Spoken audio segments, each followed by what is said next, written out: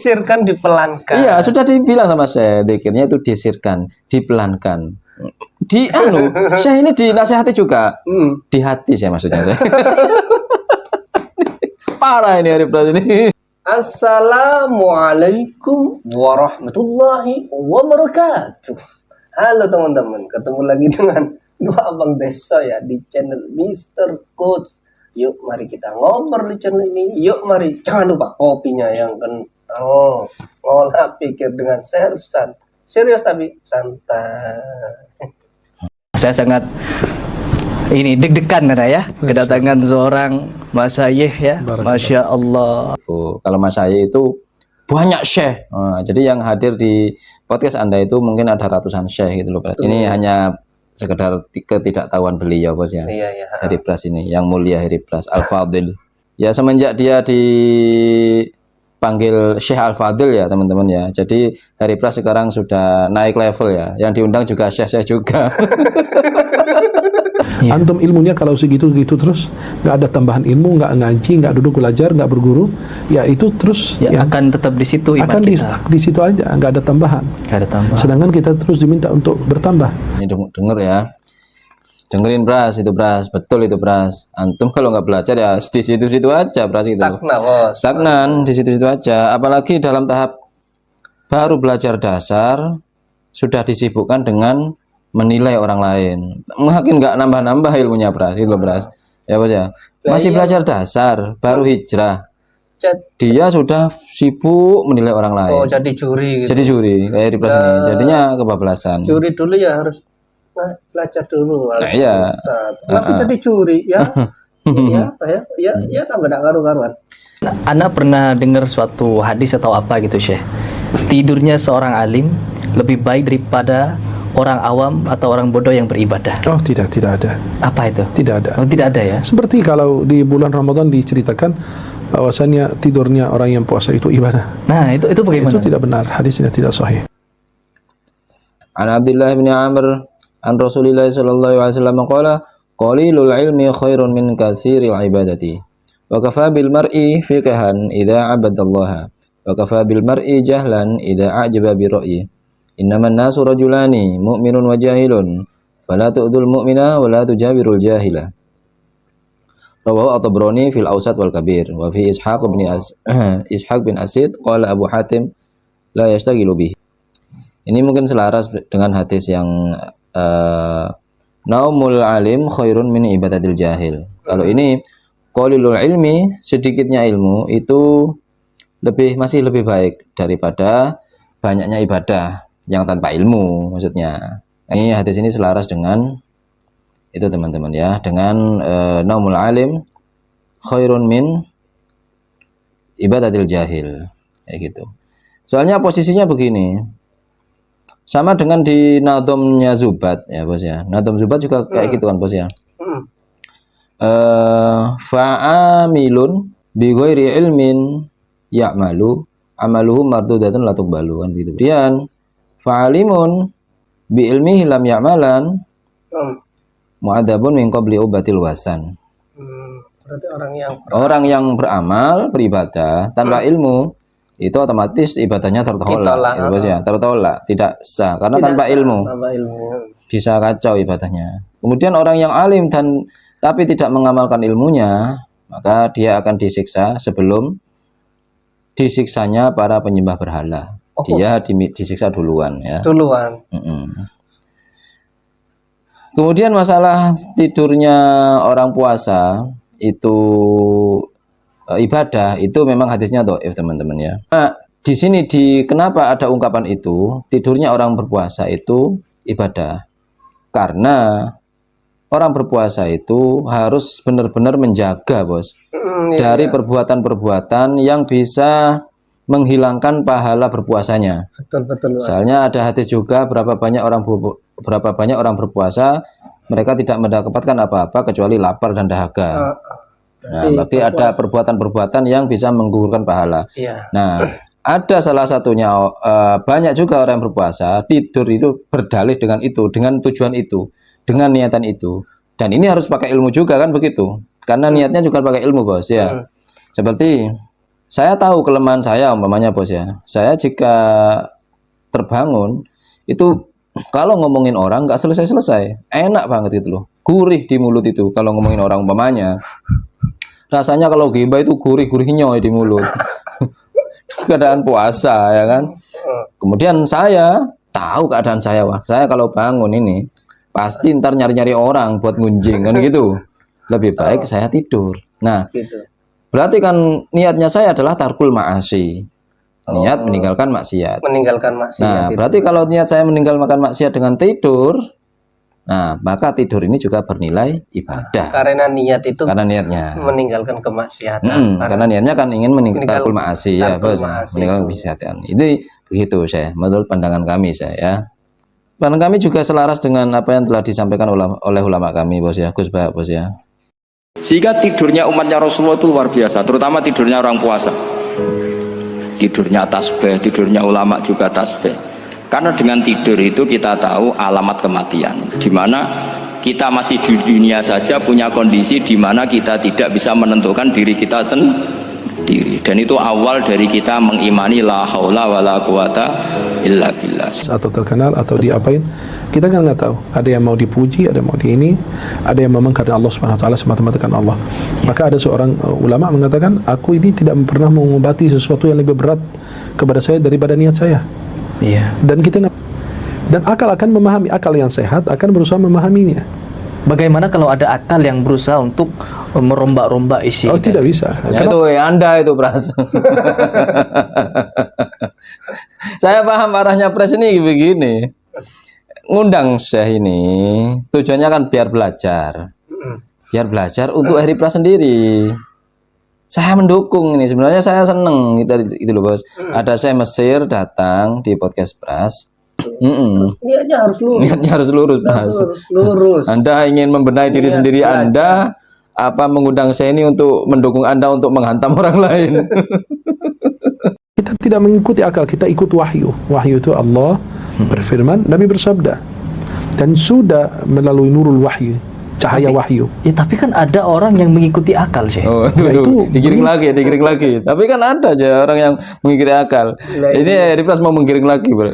Siapa gitu? Ada saya youtuber ini, youtuber Aswaja ini gitu.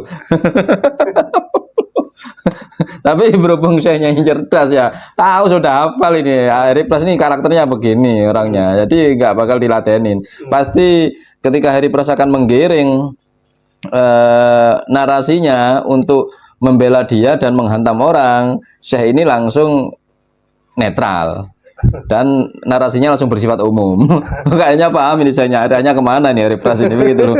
Ini Heri Pras nih iya mau belajar tapi sekaligus membantai ini, mau membantai orang. Kisah adabnya Imam Syafi'i kepada Imam Malik, Imam Ahmad kepada Imam Syafi'i. Iya. Dan itulah adab dan berguru. Ini saya ini mengingatkan Heri Pras secara halus teman-temannya. Saya suka saya ini. Iya. Jadi beliau bercerita Imam Ahmad itu kalau pengajian yang datang 5.000 orang jumlahnya, itu hanya sedikit yang mencatat ilmu. Mayoritas mereka itu mendengarkan bagaimana cara Imam Ahmad menasihati orang, bagaimana perilakunya Imam Ahmad jika pada orang lain, bagaimana untuk menjawab persoalan pertanyaan orang lain, bagaimana cara Imam Ahmad mengajar, kayak gitu-gitu. Imam Muslim yang pernah Sahih Muslim, murid Imam Bukhari yang pernah Sahih Bukhari. Imam Bukhari murid Imam Ahmad Ibn Hanbal. Imam Ahmad Ibn Hanbal murid Imam Syafi'i. Imam Syafi'i murid Imam Malik. Imam Malik murid dari Nafi'. Nafi' murid dari Ibnu Umar. Ibnu Umar murid sekaligus sahabat Rasulullah. Kan nyambung sanad. Nyambung ya, betul. Nyambung jelas guru-gurunya.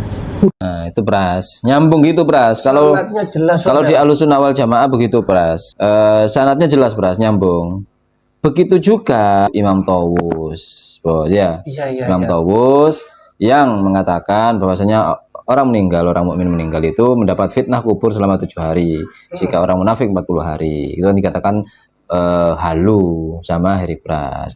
Padahal Imam Tawus ini gurunya adalah 50 sahabat. Nah, itu Pra. Jadi 50 sahabat. jadi sanadnya lebih jelas lagi, wong gurunya 50 sahabat termasuk kibarus sahabat apa sih ya? Iya, kibarus Sayyidatuna Aisyah, Abu Hurairah, Ibnu Umar, Ibnu Abbas. Tuh, jelas. Iki baru sahabat. Gurunya Imam Tawus itu. Ini Syekh, bagaimana kalau orang ingin memecah antara dia mengambil fikihnya ke Imam Syafi'i tapi akidahnya ke Asy'ari, itu bagaimana? Ya kan? Terus nih, dari pas ini terus sih dia terus gitu.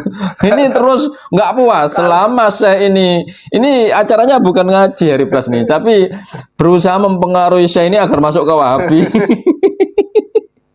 Ya susah lah Pras, beliau orang berilmu. Ini Hari Pras maksudnya ya kita positif thinking aja bos. Barangkali Hari Pras ini benar-benar ingin mencari ilmu gitu loh. Ya, amin amin amin. Bagaimana jika ada orang yang memecah-mecah, Ya, fikihnya ikut Imam Syafi'i. Imam Syafi'i, kemudian akidahnya ikut Asy'ari dan Maturidi. Nah, Begitu. gimana ini? Harapan Hari Pras, semoga saja saya ini jawabnya sesuai dengan keinginan saya. Imam Syafi'i dalam kitab Al-Um bahwa zikir habis sholat fardu itu disirkan, Iya, tidak dibaca dengan keras. di hati ya. Iya, disirkan. Tapi kalau dia Disirkan Pras, disirkan, tidak dibaca dengan keras. Anda itu dibilangin, diajarin Anda itu kayak gitu. Anda malah ngajarin balik saya ini di hati ya. Anda ini batu, Anda ini bandel bener, murid yang bandel kalau mau belajar. Lah iya, Ini disirkan dipelankan. iya sudah dibilang sama saya, dikirnya itu disirkan, dipelankan. Saya ini dinasihati juga di hati saya maksudnya saya. Parah ini Hari Pras ini. Diri ya, Syekh. betul. Tapi ulama Syafi'iyah belakangan beda lagi dengan Imam Syafi'i. Maka kita bilang Ya emang begitu, sendiri-sendiri. Di kita juga sendiri-sendiri bos ya. Iya. Cuma imam mengomando saja kan bos ya. Iya, heeh. Subhanallah. Sudah masing-masing enggak bareng-bareng. Subhanallah, subhanallah, subhanallah enggak gitu. Sendiri-sendiri masing-masing. Sendiri-sendiri, Pak. Subhanallah, subhanallah, subhanallah. Cuma imam itu cuma mengomando di awalnya saja. Bawahnya ya Allahumma anta salam minka salam alaikum salam. Itu imam berzikir sendiri, makmum juga berzikir sendiri. Allahumma anta salam minka salam alaikum salam. Gitu bos ya. Betul, Bos. Kan subhanallah, subhanallah. Sudah sendiri-sendiri memang, sendiri-sendiri. Kemudian alhamdulillah ya, hanya mengomando saja imam itu ya. ulama Syafi'iyah itu kan, ya maka itu kita berpegang kepada Imam Syafi'inya. Jadi bukan kepada Syafi'inya, Iya. tapi ke Imam Syafi'inya. Imam Syafi'inya. Dan ada memang kadang-kadang ada pendapat atau hal yang tidak disampaikan oleh Imam Syafi'i tapi disampaikan oleh ulama-ulama mazhab Syafi'i, kibaru Syafi'iyah gitu. Ya seperti Imam Ar-Rafi'i, Imam An-Nawawi dan lain sebagainya, atau ulama-ulama mazhab Syafi'i yang biasa kita ambil dari mereka, Imam Khatib Asy-Syirbini dan lain sebagainya. Nah, maka sebenarnya gini, kalau contoh kayak antum belajar sama saya fikih, belajar sama guru usul fikih, belajar sama yang lain, nggak masalah selama ranahnya sama, tujuannya sama, tidak ada kekeliruan. Apakah kalau kita mengambil fikihnya dari Imam Syafi'i, terus akidahnya ke Asy'ari, ini apa kita menganggap Imam Syafi'i itu kurang dalam akidah? Oh, Atau enggak. Maksa. Maksa. Ya, tadi sudah Sudah dijawab. itu. Belum puas. Yang penting sesuai, tujuannya sama, sesuai, tidak melanggar lah. Sudah. Belum puas, Bos. Belum puas, Bos. Jawaban saya ini masih belum memenuhi hasrat Hari Pras untuk menyerang orang. Gitu, Bro. Gini, Imam Syafi'i kan karena belum menulis kitab secara Kitab akidah secara terpisah gitu ya. Ya.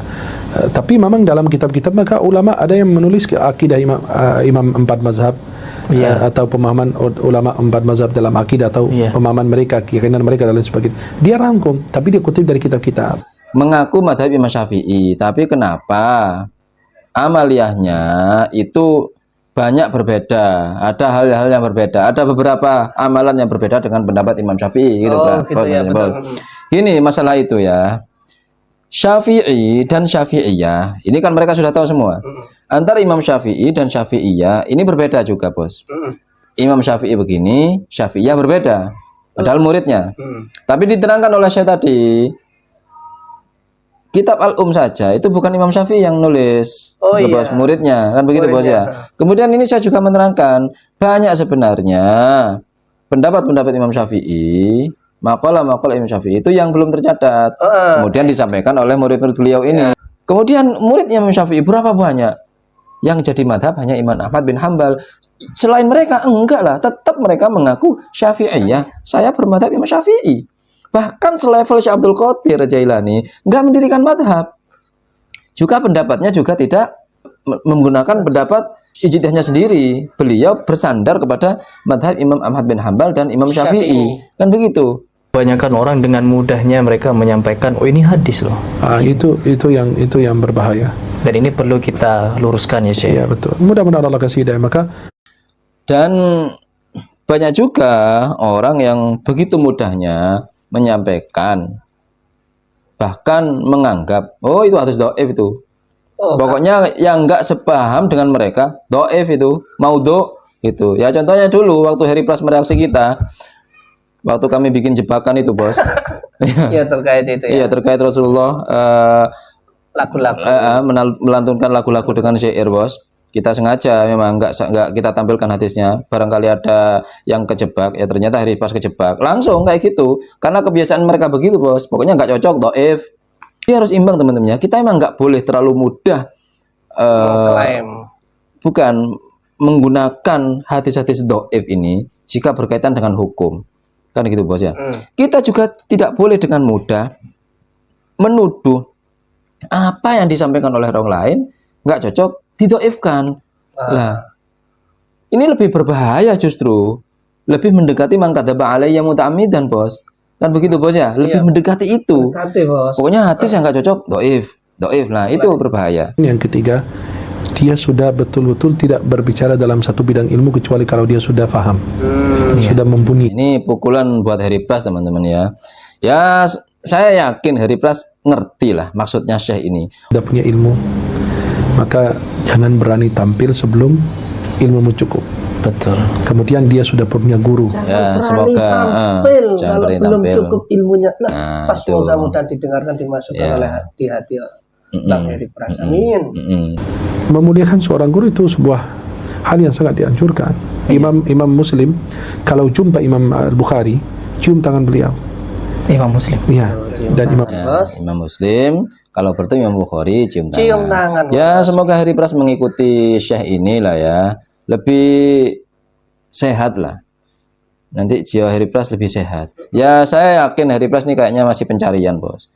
Dia pencarian mana yang lebih pas itu loh bos. Semuanya diikuti. Iya. Mungkin Harry Pras gitu, lagi nyari jati diri mungkin bos Jati ya. diri bos ya. Ini yang pas buat saya nih mana sih gitu loh ya. Ikut ini hurufat mulu kan gitu bos. ikut ini bid'ah muluan itu bos. Ikut ini nyesatin orang terus kali-kali Syekh nikah barangkali ya. Ya barangkali ini lebih baik lah daripada pergaulan Harry Pras dengan yang kemarin-kemarin ya. Saya yakin ini lebih baik Syekh ini, Syekh Ahmad bin Al-Misri bos ya. Yang pasti jangan sampai akhlak kita kepada guru itu lebih tinggi daripada akhlak kita kepada orang tua. Jadi harus imbang. Jika Anda berakhlak seperti itu kepada gurumu, maka perlakukan juga orang tuamu seperti itu. Harus Ya, imbang, bos harus ya. imbang. Kalau bisa orang tuamu lebih lah bos ya, begitu. Oke bos, untuk saat ini bos semoga bisa mencerahkan semuanya bos, termasuk kita pribadi bos ya. Amin.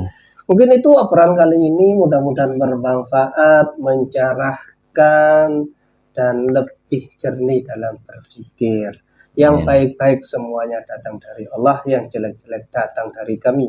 Mohon maaf. Wa akhiran kalam. Assalamualaikum warahmatullahi wabarakatuh. Waalaikumsalam warahmatullahi wabarakatuh.